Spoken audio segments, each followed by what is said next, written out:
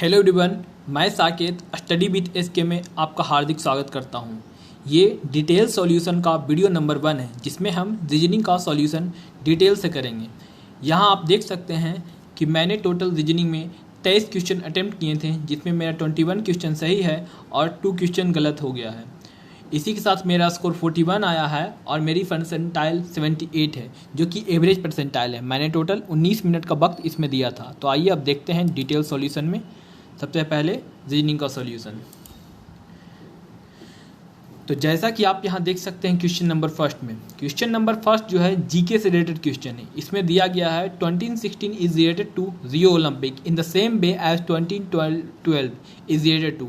अगर आपको इस क्वेश्चन के जीके का जानकारी नहीं है तो आप इसे सॉल्व नहीं कर सकते। तो अगर एग्जाम में इस तरह के क्वेश्चन आए तो अगर आपको आता है ये क्वेश्चन तो आप बनाइए, अदरवाइज आप सीधे स्किप करके इस क्वेश्चन को आगे बढ़ सकते हैं। मुझे ये क्वेश्चन की जानकारी थी इसलिए मैंने इसमें लंदन ओलंपिक आंसर मारा है। 2016 का ओलंपिक रियो में हुआ था, उसी तरीक़ा से 2012 का ओलंपिक लंदन में हुआ था। देखते हैं, मैंने 22 सेकंड का टाइम लिया था इसमें, टॉपर ने यहाँ 57 सेकंड लगाया। नेक्स्ट क्वेश्चन है रीजनिंग का। इसमें पूछ रहा है 4 numbers tried have been given, out of which 3 are alike in same manner and 1 in different. Select the number tried that is different from the rest. ये क्वेश्चन ये बोल रहा है कि 4 नंबर जो ऑप्शन में दिए हुए गए हैं उसमें से 3 नंबर किसी न किसी तरह से रिलेटेड है और 1 नंबर अलग है। वो अलग नंबर ही आपको खोजना था। इस तरह का क्वेश्चन में आप थोड़ा सा सोच कर बना सकते हैं। अगर आप इसको 10 से 20 सेकंड में आपके दिमाग में आ जाए तो आप इसको बेशक बनाइए, नहीं आए तो आप स्किप करके सीधे आगे बढ़िए। यहाँ जो पैटर्न फॉलो हो रहा है वो है 284, 468। 468 में 284 को घटाने पर जितना डिजिट आ रहा है वो सेम 652 में 468 को घटाने पे भी आ रहा है, डेट इज़ 184।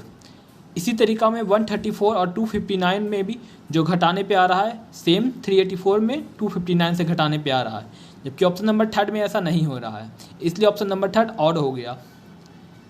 इसको देखिए, मैंने 79 सेकंड में क्वेश्चन को अटेम्प्ट किया था। इस क्वेश्चन को 79 सेकंड अटेम्प्ट करने का मतलब है मैंने इसमें टाइम ज़्यादा दिया है। 1 मिनट से ज़्यादा कोई भी क्वेश्चन अगर आप देते हैं तो आपको उसको ज़रूर से ज़रूर देखना है ताकि आप टाइम कम से कम यूज कर सकें। इसलिए इस क्वेश्चन को एनालिसिस करने वक्त मैं वापस से लिखूँगा और देखूँगा कि इसमें और क्या सुधार किया जा सकता है, या ऐसे क्वेश्चन का मैं प्रैक्टिस कर लूँगा ताकि और जल्दी मेरे दिमाग में क्लिक हो जाए। आते हैं अब देखते हैं नेक्स्ट क्वेश्चन पे। थर्ड क्वेश्चन भी इंग्लिश के वर्ड मीनिंग से रिलेटेड है। अगर आपको ये इंग्लिश का वर्ड नहीं आता है तो आप इसको सॉल्व नहीं कर सकते हैं। जैसे यहाँ दिया हुआ है कंप्लाई और फॉलो। कंप्लाई और फॉलो एक दूसरे के साइनों हैं। सेम वे में ऑप्शन नंबर बी, सी, डी ये स्ट्रिक्ट, फ्लेक्सिबल एंटो है, रूड, जनरस एंटो है, एक्सपैंड, डिमिनिश एंटो है, जबकि जवल और जंक साइनो है, इसलिए इसका ऑप्शन ए सही होगा। यहाँ देखिए मैंने टाइमिंग 28 सेकेंड लिया है। नेक्स्ट क्वेश्चन भी ऑड वन ऑड चुनने का है, परंतु ये इंग्लिश के अल्फ़ाबेटिक कोड से रिलेटेड क्वेश्चन है। जैसे आप यहाँ देख सकते हैं CJ, JN, EMIP। यहाँ पे C का जो डिजिट होता है वो 3 होता है और J का 10।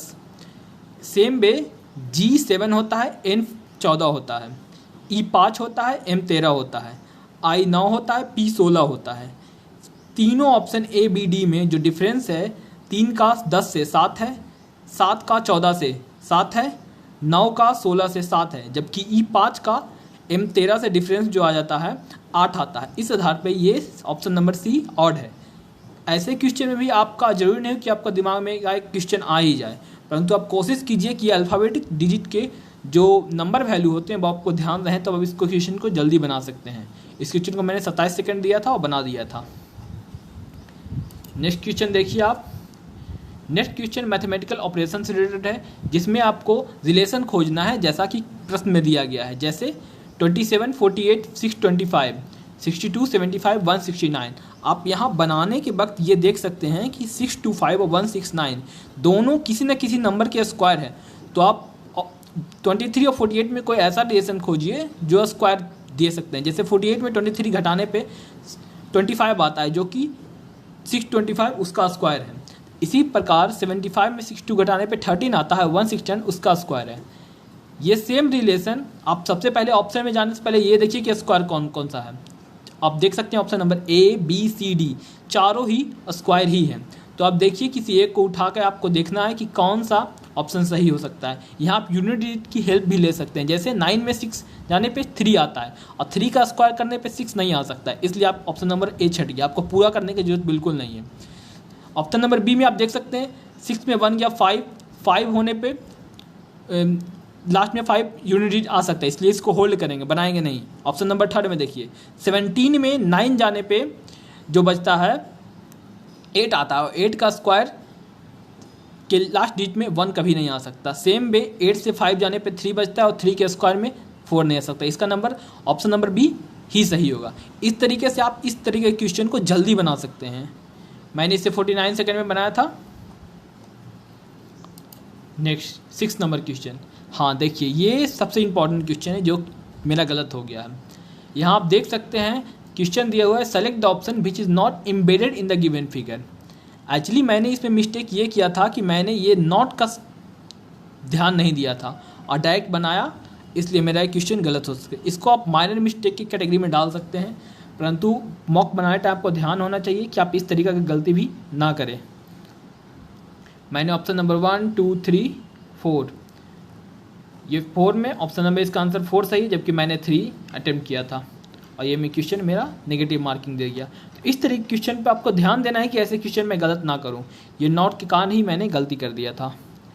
नेक्स्ट क्वेश्चन देखिए 7 क्वेश्चन पूछ रहा है, 2 different positions of the same dice are given below, the faces of the cube are marked as A B C D E F, when the face having alphabet A is kept at the top, which alphabet will appear at the bottom of the cube। यहाँ बोल रहा है कि A के विपरीत क्या आएगा अगर A को टॉप पे रखा जाएगा, तो इट्स मीन A का विपरीत पूछ रहा है। आप यहाँ ऑप्शन से जाइए, आपको देखना है कि A के साथ D E है, A के साथ B C है, तो ये 4 ऑप्शन हो ही नहीं सकते। ऑप्शन में आप देखेंगे कि option number B C D में यही 4 दिए हुए हैं, इसलिए ये नहीं हो सकते, इसलिए ऑप्शन ए इसका सही है। इसको बनाने में मैंने 18 सेकेंड लगाया था। नेक्स्ट देखिए, select the correct mirror image of the given figure when mirror is placed as PQ as shown. इस तरह के क्वेश्चन में अमूमन टाइम लग जाते हैं, पर आपको कुछ चीज़ ध्यान देना है जिससे कि ये क्वेश्चन जल्दी बने। जैसे कि यहाँ सबसे पहले आप एक ये एरो उठाएंगे, ये एरो जो दिया हुआ है, ये एरो का मिरर इमेज कैसा बनेगा, ऐसा भी सही है। ये ऑप्शन सही नहीं है क्योंकि ये नीचे हो गया, इसलिए ऑप्शन नंबर 3 कट गया। ऑप्शन नंबर डी भी होल्ड करेंगे। अब सेकेंड चीज़, ये छाता देखेंगे, ये जो है ये इस तरीके का फिगर रिवर्स ऑर्डर में नहीं बनता है, ये सही है, होल्ड करेंगे। ये तो गलत ही हो गया, ये ऑप्शन नंबर बी और डी अभी भी है। अब थर्ड, इसे उठाएंगे, इसे देख सकते हैं। ऑप्शन नंबर बी में देखिए ये उल्टा हो गया, जबकि ऐसा नहीं बन सकता, इसलिए ऑप्शन डी है। ऐसे करने से आप इस क्वेश्चन को जल्दी बना सकते हैं। अगर आप डायरेक्ट इस फिगर को देखेंगे और इससे उल्टा बनाने की कोशिश करेंगे तो मे भी आप गलत हो सकते हैं, क्योंकि इसमें ज़्यादा पैटर्न है।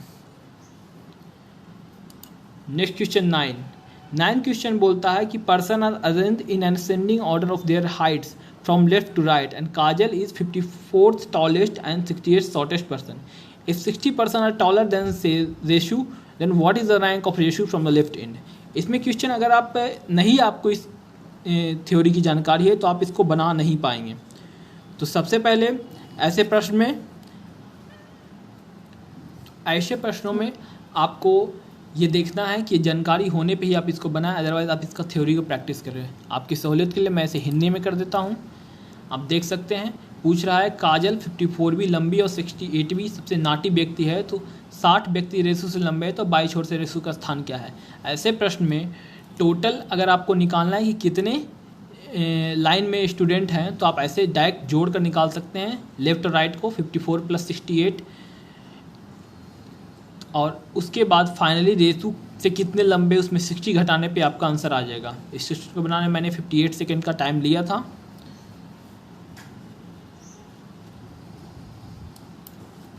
नेक्स्ट क्वेश्चन यहाँ देखिए, ये क्वेश्चन भी नंबर सीरीज का क्वेश्चन ही है। इसमें 91 का 181 से रिलेशन, 360 का 717 से रिलेशन है। ऐसे क्वेश्चनों में आपको ये ध्यान देना है कि आप पहले किसी भी 2 डिजिट में रिलेशन निकालिए। अगर आप निकाल पा रहे हैं तो अच्छी बात है, नहीं तो आप स्किप करके आगे बढ़ सकते हैं। 91 का 182 से रिलेशन है, 2 गुना करने के बाद इसमें 1 माइनस करने में 181 आता है। इसका भी दोगुना करने के बाद -2 करने पे 360 आता है 717। सेम वे में दोगुना करने के बाद 3 करने पे 717 को दोगुना करने के बाद 4 घटाने पे 430 आ जाता है। आप यहाँ देख सकते हैं दिया हुआ है। पर आप एक चीज़ नोटिस कीजिए, यहाँ टॉपर ने 34 सेकंड में बनाया, मैंने इस क्वेश्चन को 73 सेकंड टाइम दिया है। तो मेरे लिए क्वेश्चन बन तो गया है पर मेरा टाइम बहुत ज़्यादा लगा है, इस मीन मुझे सोचने में थोड़ी प्रॉब्लम हुई है। तो इस तरह के क्वेश्चन को भी मैं लिख लूँगा और ध्यान दूंगा कि इस पर रिवाइज किया जाए, ताकि वापस से प्रैक्टिस करके मैं इसमें जल्दी बना सकूँ।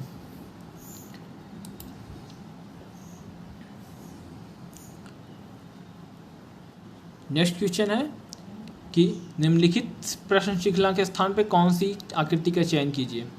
आप यहाँ देख सकते हैं, यहाँ P है, यहाँ 2 Q है, यहाँ 3 R है, यहाँ 4 S है। नेक्स्ट जो भी होगा वो यहाँ पे आएगा, 5 T होना चाहिए। तो 5 T ऑप्शन नंबर फर्स्ट में, तो ऑप्शन नंबर फर्स्ट को मारकर आप सीधे आगे बढ़िए। अगर यहाँ पर दिया रहता तो 2 ऑप्शन में 5 T, तो आप इस हिसाब से फिर एरो पे जाते, अदरवाइज आप सीधे इसको मार सकते हैं, सीधे देख सकते हैं। इस क्वेश्चन को मैंने 26 सेकंड में बनाया था।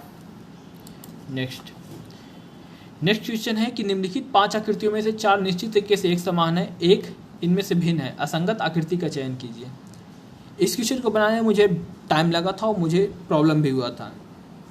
यहाँ पर जो फॉलो हो रहा है रूल वो ये है कि यहाँ 2 ट्रायंगल अलग अलग साइड पे हैं, जबकि यहाँ दोनों ट्रायंगल सेम साइड पे हैं, यहाँ अलग साइड पे, अलग साइड पे, अलग साइड पे, इसलिए ऑप्शन नंबर 2 ही इसका सही है। बट मैंने एग्ज़ाम के दौरान, मॉक मारने के दौरान मेरे लिए थोड़ा मुश्किल हो गया था सोचना, मैं सोच नहीं पा रहा था। नेक्स्ट ऑप्शन देखिए आप। नेक्स्ट है ABCDE पंक्ति 1 में उत्तर की ओर मुखरित होकर बैठे हैं, PQRST पंक्ति 2 में दक्षिण की ओर मुखरित होकर बैठे हैं, लेकिन दिए गए क्रम में नहीं। S A की ओर मुखरित है और छोरे के तीसरे स्थान पर है, Q T के ठीक दाईं ओर है और B चरम छोर पर है और R की ओर मुखरित है। E C की दाईं ओर दूसरे स्थान पर है, D A के दाईं ओर है और T की ओर मुखरित है। ऐसे क्वेश्चन में भी अगर आप प्रैक्टिस नहीं करते तो ये टाइम आपका ले लेता है। ऐसे क्वेश्चन को आप ट्राई कीजिए, बट आइडियल यही होगा कि आप सेकंड राउंड में इस क्वेश्चन को कीजिए, पर अगर आप जल्दी बना सकते हैं तो बना लीजिए। इस क्वेश्चन को बनाने में मैंने 97 सेकंड का वक्त लिया था, जो आइडियल टाइम से काफ़ी ज़्यादा है।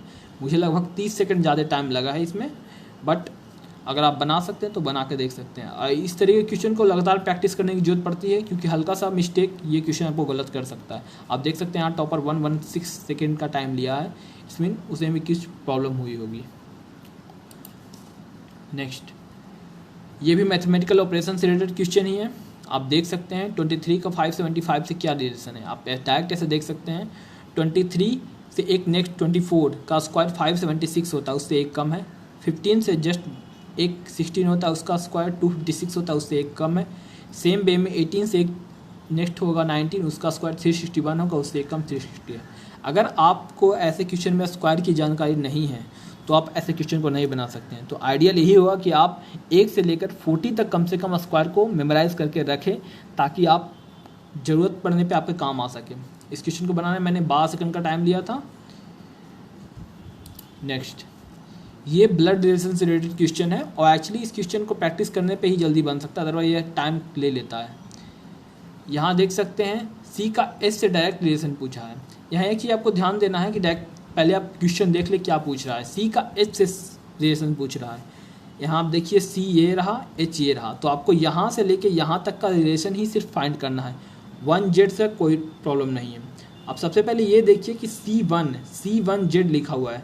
C1Z इट्स मीन C जो है Z की पुत्री है, इट्स मीन C फीमेल है। तो आप ऐसे में ऑप्शन देख के एलिमिनेट कर सकते हैं कि क्या, अगर ऑप्शन में अगर मान लीजिए यहाँ दिया हुआ है CH की पोती है, नातिन है, C का रिलेशन जेंडर फीमेल ही दिया हुआ है, यहाँ भी भांजी भतीजी है, बहू है। अगर यहाँ मान लीजिए कोई मेल दिया हुआ था तो आप डायरेक्ट इस तरीके से एलिमिनेट कर सकते हैं, अदरवाइज आप सीधे इसको पूरा डिटेल में सॉल्व करेंगे और रिलेशन फाइंड कर लेंगे। इस क्वेश्चन को बनाने में 58 सेकंड का टाइम लिया था। नेक्स्ट 16 क्वेश्चन, ये क्वेश्चन भी मैथ के सिंबल को चेंज करने पे डिपेंड करता है और ये भी अमूमन टाइम कंज्यूमिंग हो जाता है, क्योंकि अगर आप सही ऑप्शन पिक नहीं कर पा रहे हैं तो ये आपका टाइम ले लेगा। पर कोशिश कीजिए आप सबसे पहले ऐसे क्वेश्चन में देखिए कि जो डिवीज़न से जो रिलेशन है, आप वैसे रिलेशन में देखिए कि क्या डिवीज़न में कोई प्रॉब्लम हो रहा है या कुछ। अगर डिवीज़न नहीं काम कर रहा है तो आप नेक्स्ट ऑप्शन पे जा सकते हैं। इस क्वेश्चन को बनाया मैंने 94 सेकंड लिया, जो कि आइडियल टाइम से काफ़ी ज़्यादा है। इस क्वेश्चन को बनाने में 60 सेकंड आइडियल टाइम है, इसलिए मुझे इस ऐसे क्वेश्चन को प्रैक्टिस करने की ज़रूरत है, और आप भी इसी तरीके से करेंगे। अगर आप नहीं बना पा रहे हैं तो इस क्वेश्चन को लिखिए और प्रैक्टिस कीजिए ऐसे क्वेश्चन को। ये वीक सेक्शन है आपको, इवन मैंने सही बनाया फिर भी। 17 क्वेश्चन बोल रहा है कि ये सिलोजिज्म का क्वेश्चन है। सभी थिंग्स ब्लू है, कोई थिंग्स आइटम नहीं है, कुछ आइटम पीसेस है। इसमें आपको ये नहीं सोचना है कि क्या सही है क्या गलत है। आपको जैसा प्रश्न दिया हुआ है प्रश्न से बनाइए और डायरेक्ट सॉल्व कीजिए, परंतु आपको इससे पहले इसका थ्योरी कंप्लीट होना जरूरी है। अगर आपको इसका थ्योरी नहीं पता तो आप 100% इस क्वेश्चन गलत करके आएंगे, क्योंकि इसमें ऑप्शन जो है बहुत क्रिटिकल रोल प्ले करते हैं। वो कुछ भी पूछता है ऑप्शन डिपेंड करता है, इसलिए आप इसका थ्योरी जान ले। थ्योरी जानने के बाद ही आप इसको सॉल्व कर सकते हैं। मैंने इस क्वेश्चन को सॉल्व करने में 50 सेकंड का टाइम लगाया था, इसलिए मुझे थोड़ी और प्रैक्टिस की नीड है इसमें भी। 18 क्वेश्चन भी मैथ के ऑपरेशन से रिलेटेड है। यहाँ आप देख सकते हैं 66 का 11 से रिलेशन, अगर डायरेक्ट डिवाइड करते हैं तो 6 आता है, उसमें -5 करते हैं तो 1 आता है। सेम वे 54 को 6 से डिवाइड करने पे 9 आता है, 9 में 7 घटाने पे 2 आता है। सेम वे 38 को 19 से डिवीज़न देंगे, 2 आएगा, 2 में 10 घटाएंगे -8 आएगा। ये क्वेश्चन आसान था। ये क्वेश्चन, इस क्वेश्चन में भी मैंने जो मिस्टेक किया है वो नहीं के कारण ही है। मैंने इस क्वेश्चन को पढ़ा था, अमूमन आइडली मैंने इस नोटिस को नहीं पढ़ा था। नीचे दिए गए समीकरण में को प्रभावित करने वाले विकल्पों के लिए दिए गए गणितीय चिन्हों पर कौन सा संयोजन सही नहीं है। मैंने इस पूरे चीज़ को ही नहीं पढ़ा, मैं डायरेक्ट ये देखा और मैंने अपने अनुसार डायरेक्ट इसमें ऑप्शन लिखे। ऑप्शन बी मैंने पुट करके देखा, ये सही हो गया। ऑप्शन सी मैंने देखा, ये भी सही हो गया।